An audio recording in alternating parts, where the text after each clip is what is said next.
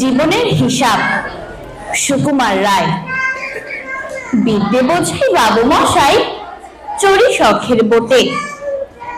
মাঝিরে কম বলতে পারিস, সূর্য কেন ওঠে? চাঁদটা কেন বাড়ে কমে? জোয়ার কেন আসে?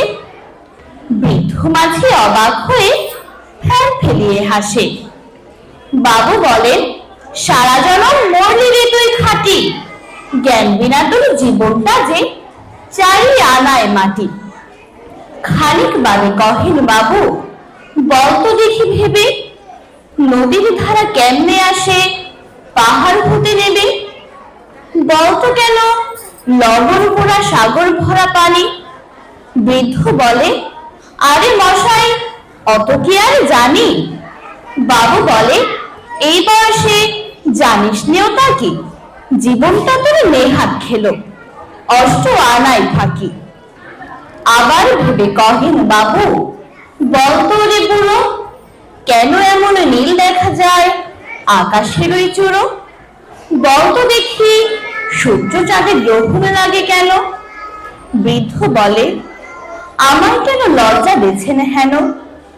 বাবু বলেন, বলবো কি আর, বলবো তোরে কি? তা দেখছি এখন জীবনটা তোর 12 আনায় বৃথা। খানিক বাদে ঝড় উঠেছে, ঢেউ উঠেছে ফুলে। বাবু দেখেন নৌকাখানি ডুবলো বুঝি ভুলে। মাঝে কম, হে কি আপদ, ওরে ও ভাই মাঝি, ডুবলো নাকি নৌকো এবার, মরবো নাকি আজি? মাঝি শুধায়, সাঁতার জানো? মাথা নাড়েন বাবু। মূর্খ মাঝি বলে, মশাই এখন কেন কাবু? বাঁচলে শেষে আমার কথা হিসেব করো পিছে, তোমার দেখি জীবনখানা 16 আনাই নিচে। ধন্যবাদ।